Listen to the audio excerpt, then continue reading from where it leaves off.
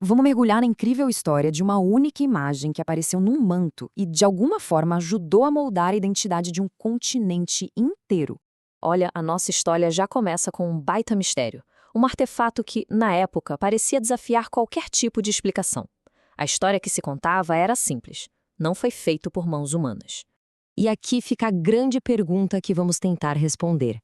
Como é que essa imagem, numa simples fibra de cacto, conseguiu unir dois mundos que estavam em rota de colisão? É uma história que mistura fé, conquista e uma combinação muito poderosa de símbolos. E essas são as palavras que, segundo os relatos, foram ditas. Palavras que já de cara estabeleceram uma autoridade divina sem deixar espaço para dúvida. Ok, para a gente entender o tamanho do impacto dessa imagem, primeiro a gente precisa dar um passo atrás e entender o mundo em que ela apareceu. E era um mundo em plena crise. Imaginem só o cenário. Apenas 10 anos antes dessa imagem surgir, o poderosíssimo Império Azteca tinha simplesmente desmoronado na mão dos espanhóis. Foi um momento assim de trauma profundo, de caos total para os povos indígenas do México. O mundo que eles conheciam tinha virado de cabeça para baixo. Essa linha do tempo mostra bem a velocidade com que tudo aconteceu. O mundo asteca foi desmantelado de forma muito rápida. E essa destruição toda deixou um vazio gigantesco, sabe? Um vácuo cultural e espiritual que acabou sendo o cenário perfeito para o surgimento de algo completamente novo. E é nesse mundo tão turbulento que surge um mensageiro improvável, um homem indígena pobre que se tornaria a figura central dessa história toda. Esse era Juan Diego, um homem humilde recém-convertido à fé cristã. Ele era, na verdade, uma ponte perfeita entre o mundo antigo, que estava desmoronando, e o mundo novo, que estava nascendo. A história se desenrola como um teste clássico de fé, sabe? Começa com um pedido, passa pela dúvida do bispo, que exige uma prova, e culmina com um sinal, um milagre que simplesmente não podia ser negado. E agora a gente chega no ponto central do poder dessa imagem. Não era só um milagre, era uma mensagem. Uma mensagem cheia de códigos que podia ser lida por duas culturas completamente diferentes. Existe um conceito-chave para entender isso. Inculturação. É basicamente pegar a mensagem cristã e traduzi-la usando a linguagem e os símbolos de uma outra cultura. Em vez de impor algo novo, ela usou uma linguagem que já existia ali. Pensem só na genialidade disso. Para os espanhóis, os raios de sol eram uma referência bíblica familiar, uma mulher vestida de sol.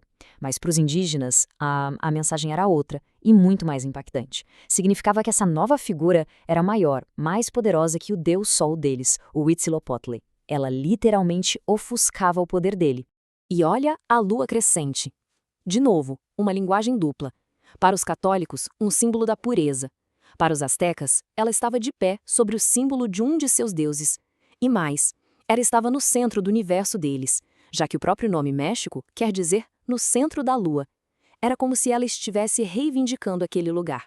A cor do manto, esse azul esverdeado, a mesma coisa, comunicavam um status supremo para os dois lados. Era a cor da realeza para os espanhóis e, ao mesmo tempo, a cor sagrada que só o imperador asteca podia usar.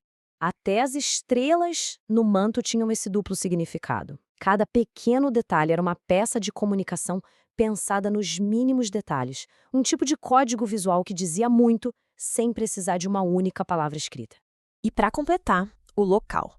Não foi coincidência. A aparição aconteceu exatamente onde antes ficava um templo para Tonantzin, a deusa mãe asteca. Isso permitiu uma fusão poderosa, onde a nova mãe cristã foi vista quase como uma continuação da amada mãe terra que eles já veneravam. Com uma mensagem tão potente, não demorou para que a imagem deixasse de ser um milagre local e se tornasse um verdadeiro fenômeno nacional e, mais tarde, até global.